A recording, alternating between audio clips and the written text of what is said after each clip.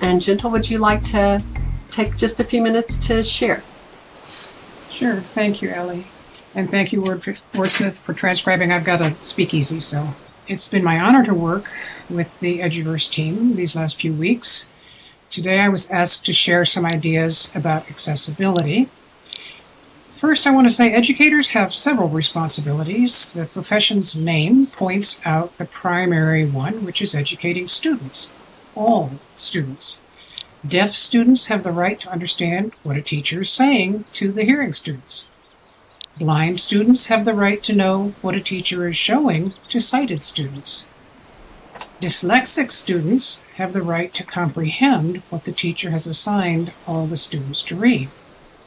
So educators must make appropriate accommodations for students who need them so that all students have the same access to education. And this is what Universal Design for Learning, or UDL, is all about.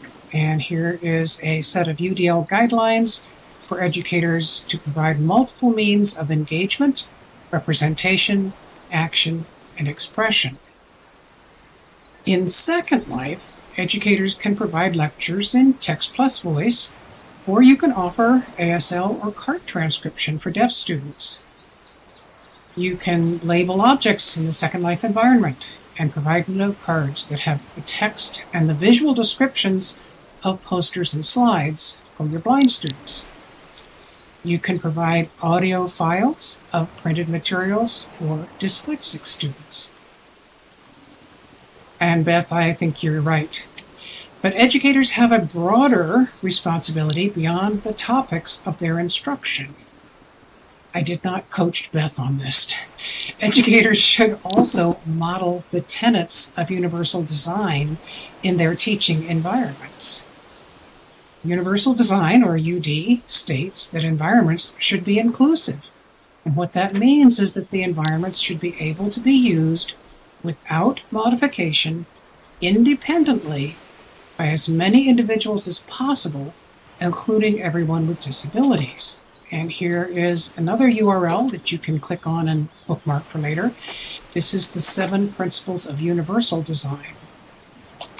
Universal design is the impetus behind ramps instead of stairs, for example. Universal design accessibility features, however, benefit far more than just people with disabilities. The big question is, do universal design standards apply to Second Life? I think the answer is not entirely.